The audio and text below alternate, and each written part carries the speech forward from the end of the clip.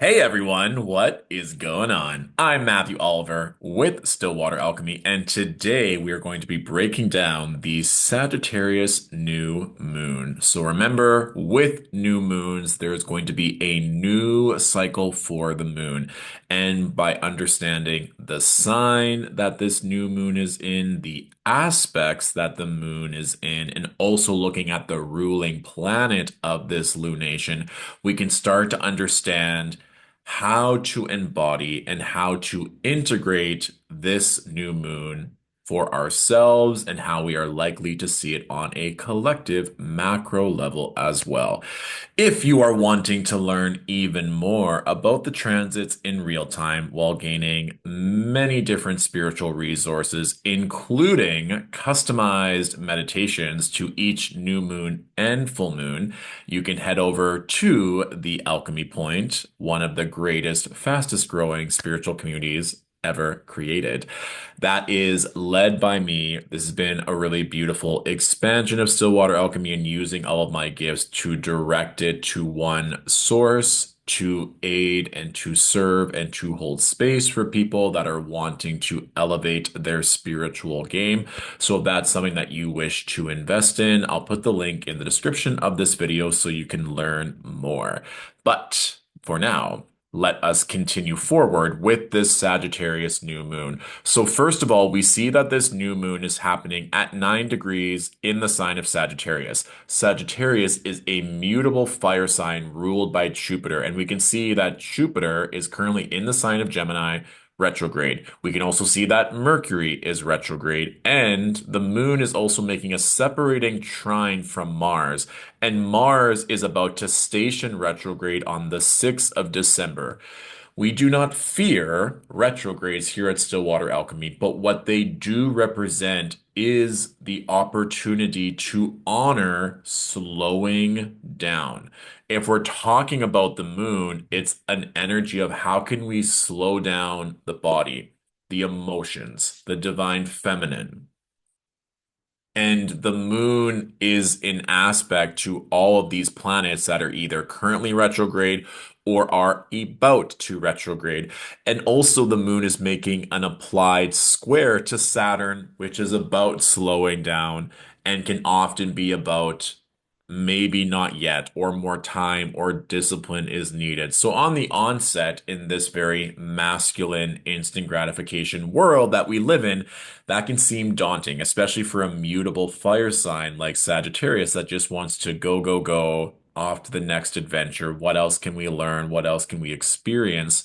But if we take a step back and look at this new moon as an opportunity for growth and expansion and to look at these Sagittarius domains of a thirst for life, a thirst for adventure, a thirst for knowledge, and how not only can we experience that from an all-you-can-eat buffet, but instead of how can we honor this energy for the next 6 months so that we can be well fed and nourished, not just once a season, let's say, but for the rest of our lives, then we can start to look at this new moon as a way of what needs to slow down, what needs to be relearned, what needs to be re-examined so that we can go on even greater adventures, that we can take in knowledge even faster.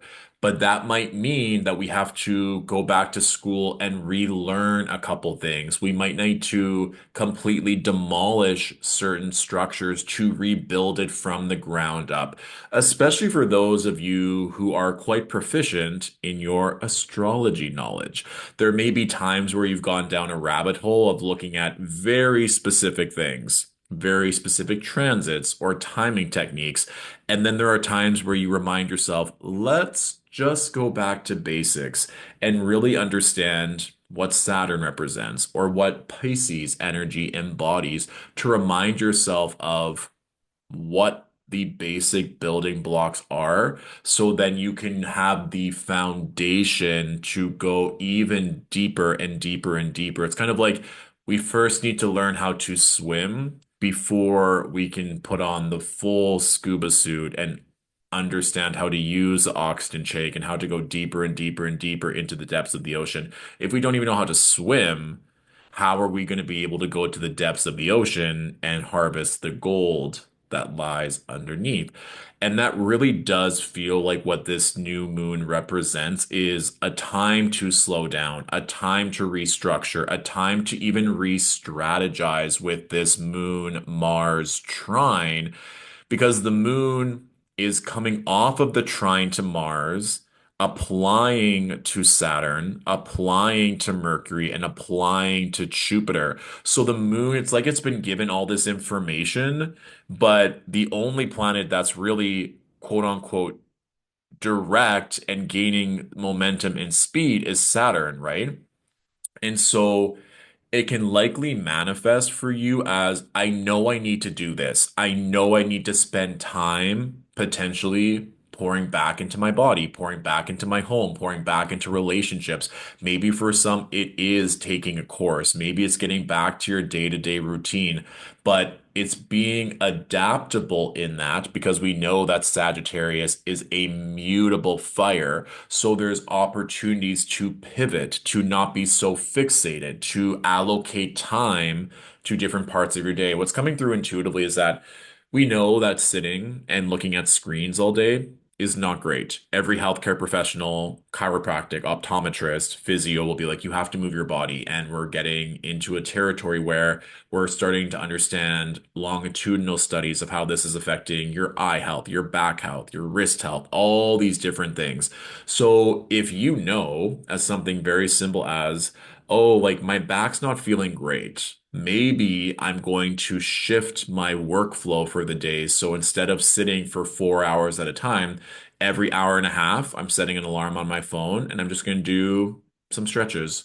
I'm going to go for a 10-minute walk. I'm going to go grab a tea, a coffee, and come back so that I'm starting to be adaptable with my work schedule so that for the long game, my back feels better. And not only does my back feel better, I'm also adding other health benefits that may not be revealed right now, but are going to be revealed later. And certain things like that may not be the most fun. Maybe you just want to work and work and work and make the coins and get done faster so you can make the money to go on the next trip or so you can take time off.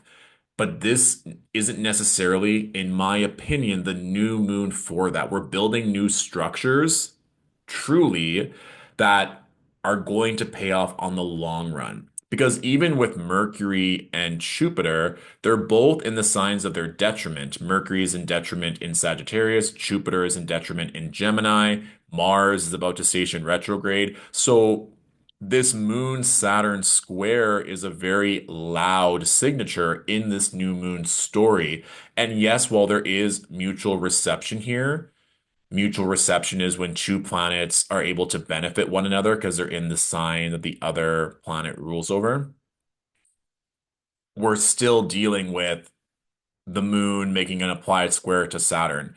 And furthermore, this is a Jupiter ruled lunation, right? So there is still a theme of expansion. This is Jupiter in Gemini, so expansion of the mind, expansion from the way you communicate, expansion from the words and the knowledge that we're taking in. So this can also be a time where, especially with this Mercury Jupiter opposition, where you're wanting to learn new things, you're wanting to try different things, you're wanting to communicate and believe maybe different things. Maybe you're finally giving yourself permission to believe that you can truly have it all, that you can acquire your greatest dreams, that you don't need to play it safe anymore.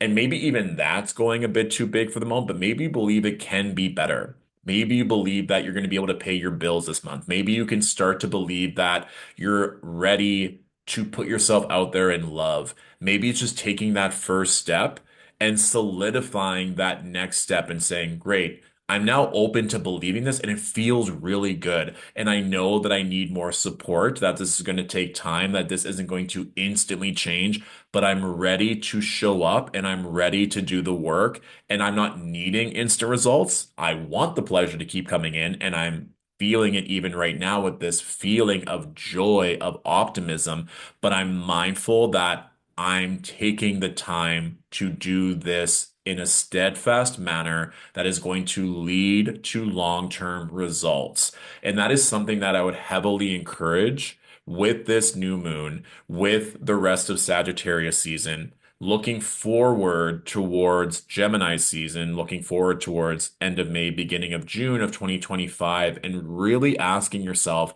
what are you willing to commit to for the next 6 months, especially with regards to one, your Sagittarius ruled part of your natal chart, and two, with regards to Mercury and Jupiter, because we know that the moon is making that square to Saturn. That's where the long-term game comes into and being diligent with time and discipline. But knowing that the moon is also an aspect to Mercury and Jupiter, we're taking time potentially even to go back to certain dreams, to certain aspirations, to certain adventures that you want to go on. And I don't mean adventure in terms of just travel.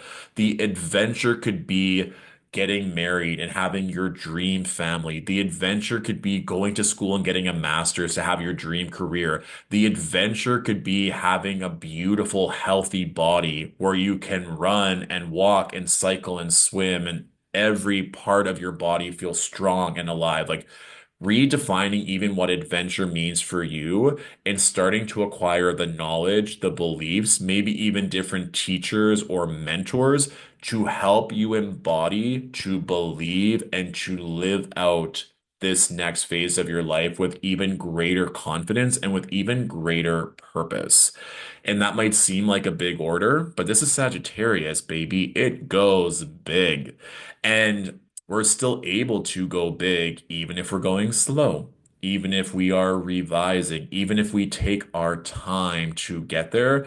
It doesn't mean it's going to get any less big. It just means that the payoff gets to be that much greater and gets to last for that much longer. So, with that being said, if you want a custom Sagittarius new moon meditation, you know where to go. Hop on over to the Alchemy Point, where you not only receive access to that Sagittarius new moon meditation, but access to many different resources, including live Q&A Astro Hours that happen on the first Saturday of every month. The next one will be happening on Saturday, December 7th. There's two different times available to be accessible to all time zones. So all of that information can be found in the link below. If you have any questions about the Alchemy Point, feel free to leave a comment and I'll get back to you as soon as possible. There's also going to be general prompts over what we just discussed in the description below if you want to do your own independent study and reflection. And please let me know how this resonated, what you're already experiencing or feeling with the Sagittarius new moon if you're watching it after Sunday. And I'm wishing you all the blessings as you integrate this wonderful new moon. I'll talk to you soon. Bye. Mwah.